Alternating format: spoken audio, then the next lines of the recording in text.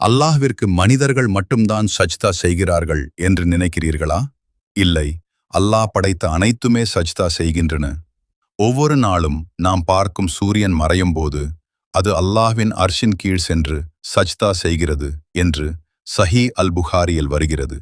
மேலும் குர்ஆனில் வானங்களிலும் பூமியிலும் உள்ளவர்கள், சூரியன், சந்திரன், நட்சத்திரங்கள், மலைகள், மரங்கள், உயிரினங்கள் மற்றும் மனிதர்களில் பலர் அல்லாஹ்விற்கு சஜ்தா செய்கின்றனர் என்று கூறப்பட்டுள்ளது.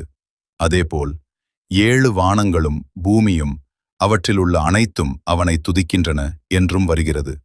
ஆனால் மனிதர்கள் செய்யும் சஜ்தா போல எல்லா படைப்புகளும் நெற்றி வைத்து தொழுகின்றன என்று அர்த்தமில்லை.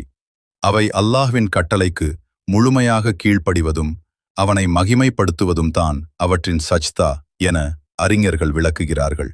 மலக்குகள், மனிதர்கள் மற்றும் அல்லாஹ் நாடிய அனைத்து படைப்பு